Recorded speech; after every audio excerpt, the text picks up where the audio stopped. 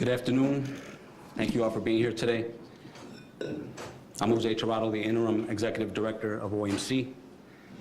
As we head into summer, the Office of Emergency Management and Communications will be coordinating public safety efforts in the Central Business District, the Lakefront, and in our 77 neighborhoods.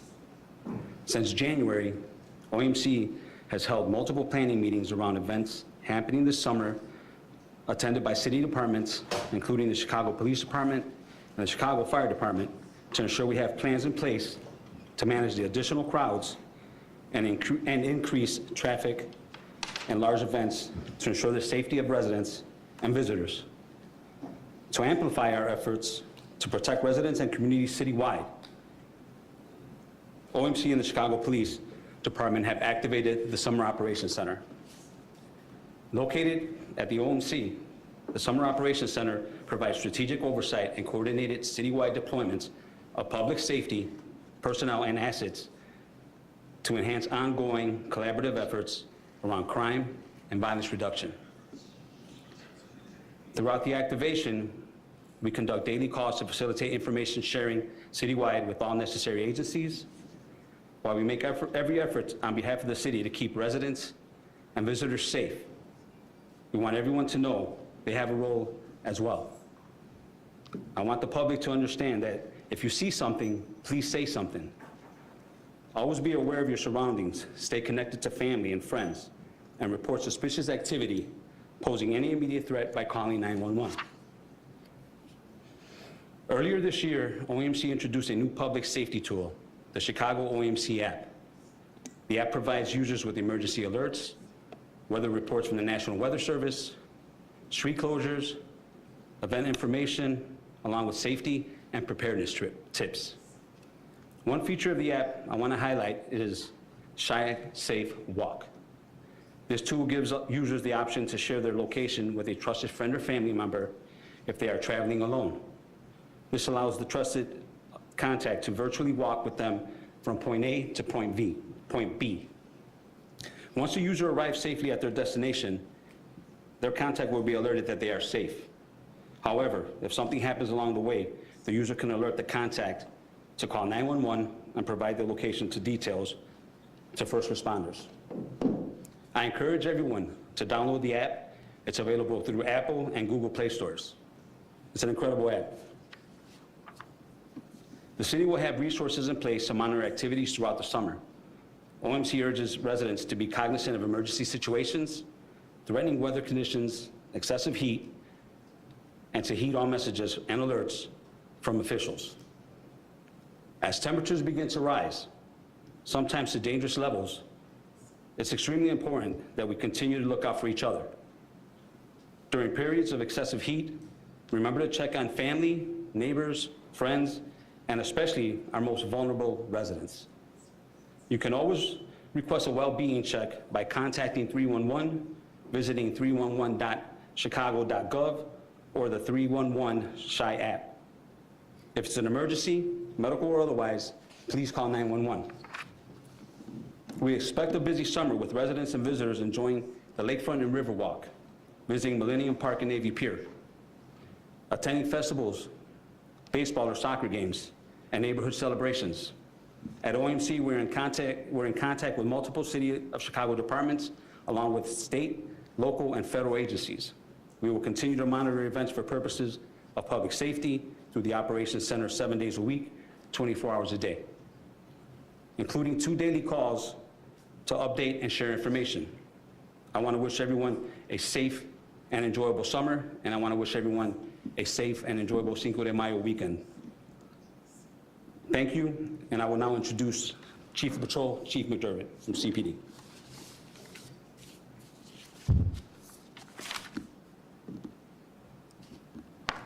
Thank you, Jose.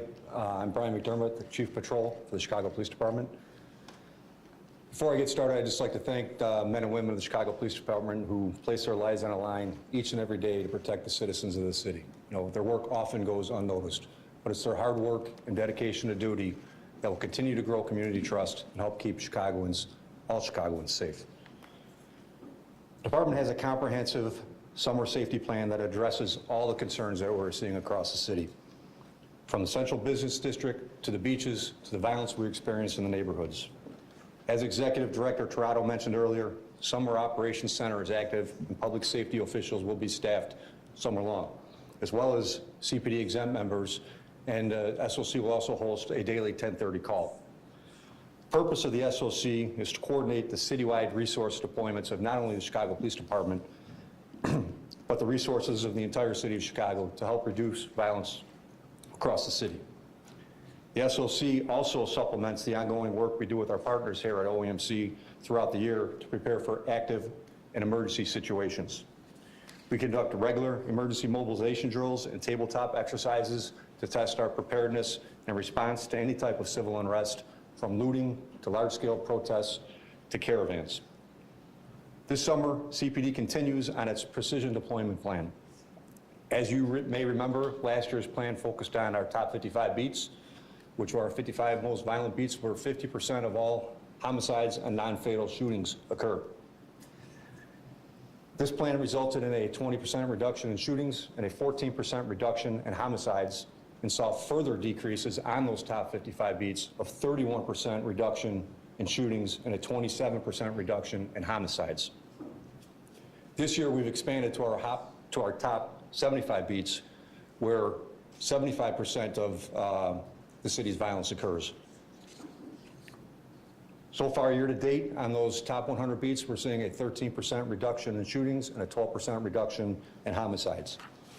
Additionally, each of our police areas across the city have individualized plans tailored to the specific needs within those areas or districts. These plans address anything from violent crime to entertainment venues to retail corridor safety to gang conflicts, shootings and homicides, to our motor vehicle theft and robbery patterns. Citywide, we are also increasing our presence on CTA buses and trains so that those utilizing our public transportation system not only feel safe, but that they are safe. We're also addressing public safety concerns surrounding our large gatherings, car caravans, and drag racing and drifting that we're seeing across the city. The Bureau of Counterterrorism, CPIC, and our SDSC rooms monitor these events in real times and give timely updates. It's these timely updates that allow the department to have proper deployment of our resources in a timely fashion. We have significantly increased our police presence near Millennium Park, and we coordinate bag checks and the youth escort policy with tightened security. Bag checks will also be in place at entry points along the lakefront at our beaches. We want everyone in the city to be safe and to enjoy the city, but we strongly encourage any teens coming to the downtown area or to our lakefront beaches to be supervised by a responsible adult and to act respectfully. We also ask anyone participating in car caravans to obey any traffic laws and to be respectful of those who work and live in those areas. Anyone engaging in acts of disorderly conduct or criminal activity or violating our traffic laws will be arrested and/or ticketed, and their vehicles will be subject to impoundment. District commanders and CAS personnel will continue to work alongside our city and community partners to engage the city's youth and provide safe spaces by expanding youth programs such as Cops and Kids Chess, the Police Athletic and Arts League, the Youth District Advisory Councils, the Youth Leadership Institute, and the Police Explorers Program. These programs allow youth to get involved and play a role in enhancing community safety. Thank you. I'll now turn it over to First Deputy of the Fire Department, Mary Sheridan. Good afternoon, Mary Sheridan. I'm here in place of our Commissioner Annette Nance Holt. I'm here to assure the OEMC, Police Department, Mayor's Office, the entire city of Chicago that we will continue to participate in all the city planning to make sure that all of the events that our city hosts throughout the summer are safe for our visitors and our residents. And I have a few things a little bit more lighthearted that I'd like to specifically speak to every resident in the city, things we don't think about and we take for granted. So, the fire department is here to respond with our partners and also to any of our calls for assistance. We're looking forward to the warmer weather, just like our residents. We know that all Chicagoans want to go out and enjoy the beaches, the parks, the lakefront, downtown, and we will be there to help assure their safety.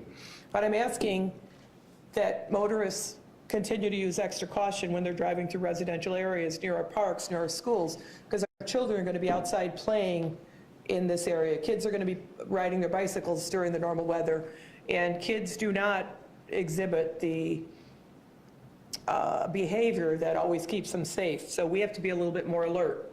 Memorial Day weekend is only 3 weeks away, and I'd like to take this opportunity to talk a little bit about the dangers of the lakefront. We know our runs increase along the lakefront as the temperatures rise. Even before the beaches officially reopen on Memorial Day and they're staffed by lifeguards, we're asking that no one swim without a lifeguard present. No one swim when the red flags are in place. Nobody swims alone. Even the strongest swimmer can be overtaken by a rip current.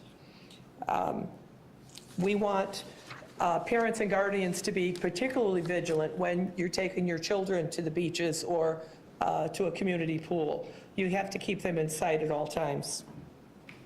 We're asking boaters to make sure that they have a radio or a means to call for assistance should they get into trouble, and to make sure that all occupants on the boat are wearing properly fitted life jackets.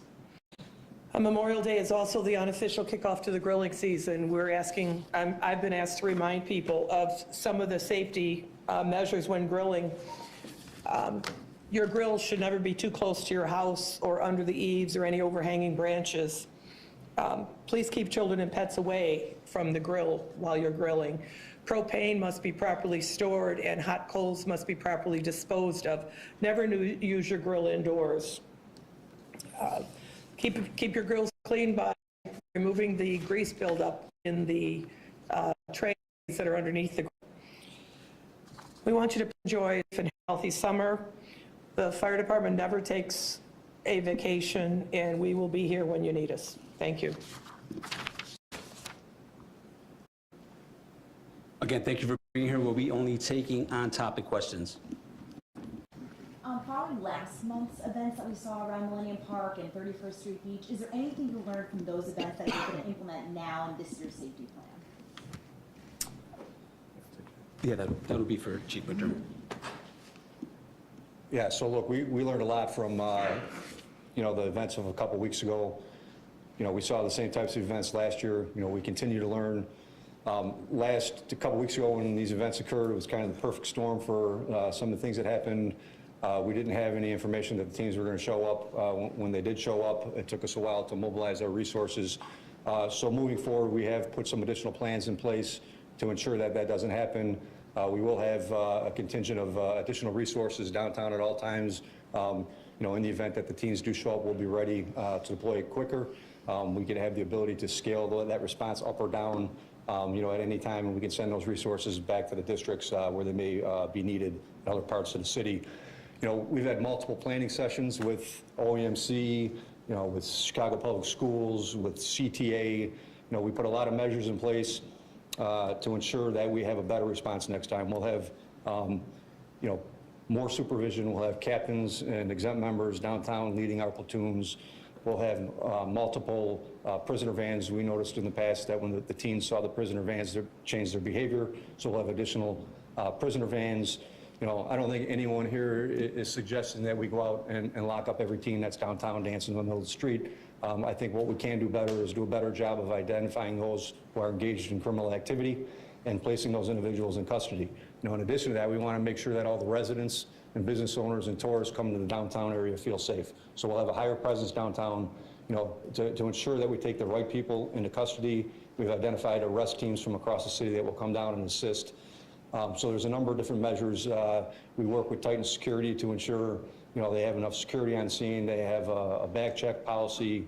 They also have a curfew in place where teens can't come in after 6 o'clock. We've coordinated with the CTA. We can't just chase the teens out of downtown. So we need to set up transportation. We need to set up security for the CTA buses if we're going to get them transportation.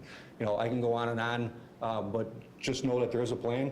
No matter how often this happens, it's never going to look pretty, it's never going to be perfect, and it's always going to be chaotic. If we have 500 to 1,000 teens running around downtown, we could have the best plan in place, but it's still going to look pretty chaotic. But I think we can do a better job of managing the resources and taking the right individuals into custody and trying to keep people safe downtown.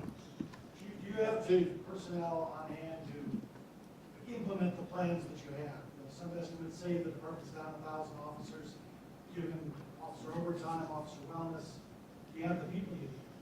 So look, my job as chief patrol is to manage not only the priorities, but the deployment of the resources across the entire city. So I have to prioritize.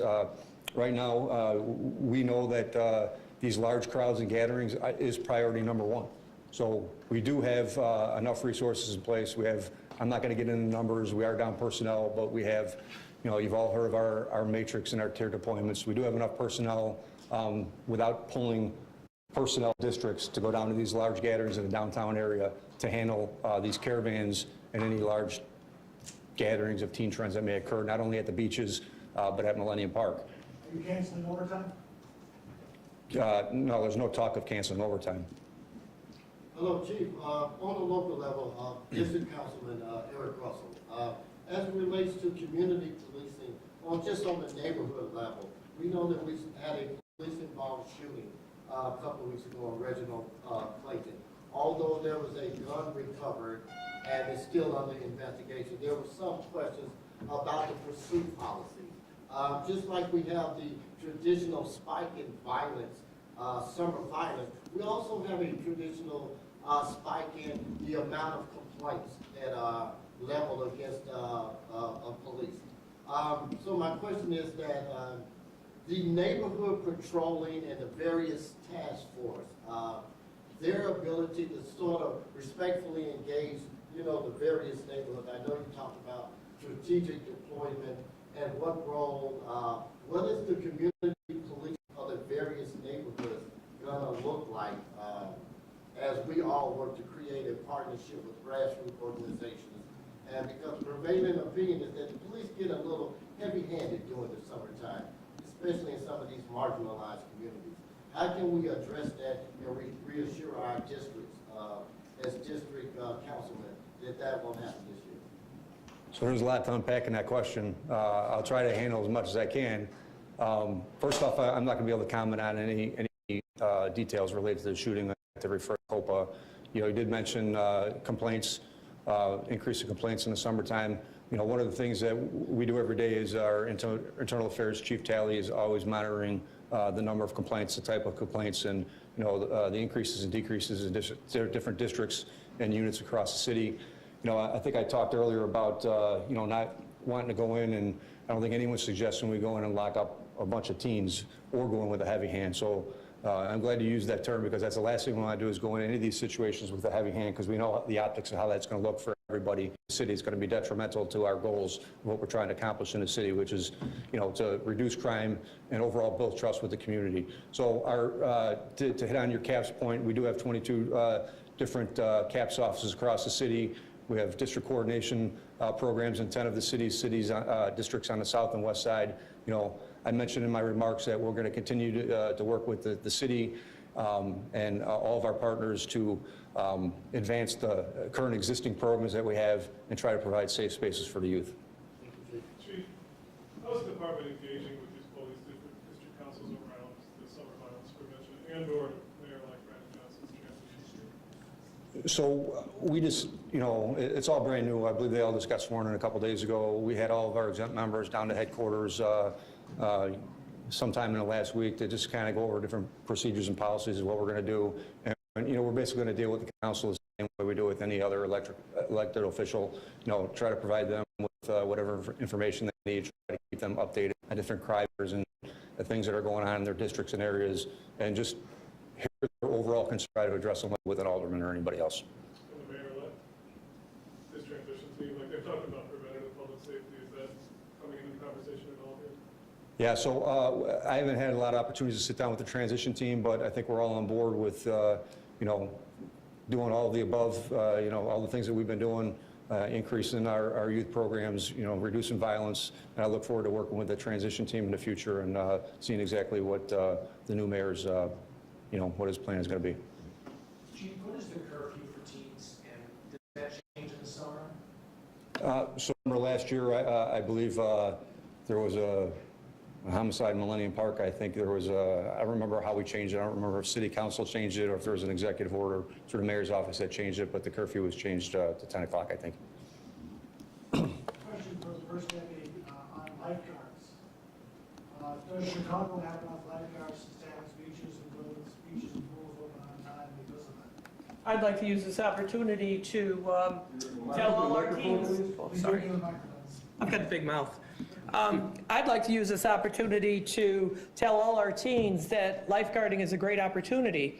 I know that some of our pools were not open last year because of a lack of lifeguards. One of the programs that Chicago Police and Fire work closely with high school students is the Chicago Police and Fire Training Academy. And we have about 150 high school seniors and juniors currently enrolled, participating and learning more about careers in the fire service and the police.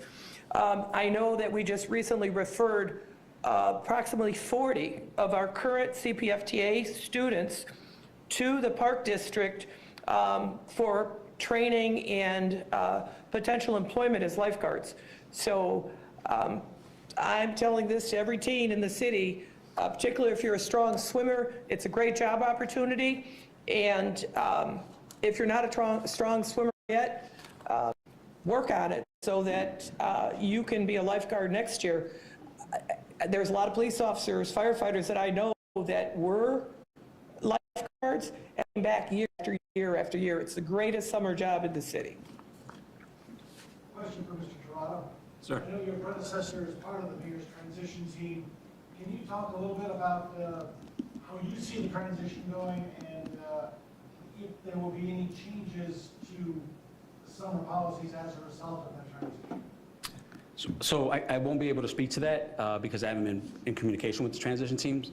So just working for Chief of Staff Rich Gaitis, I'm sure that it's going to be very intense, very direct, and very fair. And also, he is a man of integrity. I am looking forward to what this looks like in the next 15 days. Last question. You talked about an increased presence on the CTA. Can you get into maybe a little bit more on summer plans for that? Understand that violent crime has seen a bit of a downtick, but we know there are a number of people who won't even use the system anymore. They're so freaked out by the crime and the issues the past couple of years. So yes, we are seeing decreases in violent crime on the CTA. As you recall last year, to increase the numbers of personnel that were assigned to our public transportation unit, there's a number of things that the Bureau of Patrol does, excuse me, to increase the presence on the CTO, and it is substantial. So, one of the things we do is we run joint emergency response drills with the Bureau of Counterterrorism and the Bureau of Patrol. So what we do is we pick platforms across the city where there's been shootings or, recent violent incidents, and we run a joint mission, and we all respond there. It creates a large police presence on the platforms, and we also require the officers, after they respond, to ride the trains, 2 stops in each direction. So we do those twice a week. That's one thing we do to get an increased presence. We also run, we require every district that has a platform, which is almost every district, to run 2 daily outdoor roll calls at those platforms. So they'll go to the platforms, can call for all available personnel to come to the platform. They'll conduct an outdoor roll call and just briefly talk about what's going on the platforms or what kind of crimes occurring in the area. In addition to that, every beat car in the city that has a platform on its beat is required to do 1 platform check a day.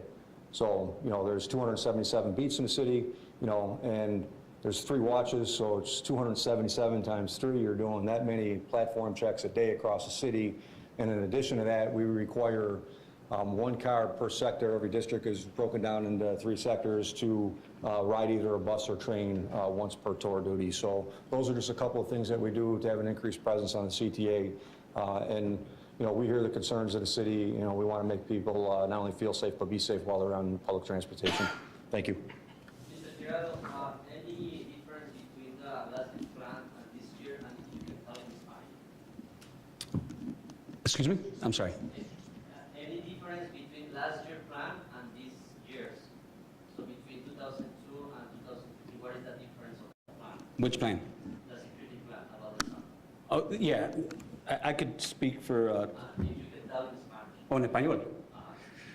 Esta es la primera vez que voy a hablar en español, espera.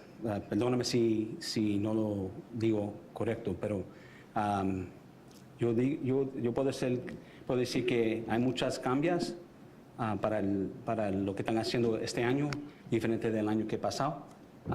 Pero yo creo que tengo mucha fe en lo que están haciendo la policía, también los bomberos. Pero sí, estoy un poquito nervioso porque no hablo español todos los días, pero sí, tengo mucho fe en el ¿cómo se dice plan en español? Plan. Ok, se dice plan. Pues sí, para decirte la verdad, yo tengo mucha fe en lo que están haciendo y es diferente del año pasado. Gracias a usted. Thank you, guys. Thank you. Thank you all. I appreciate your time. Gracias por venir.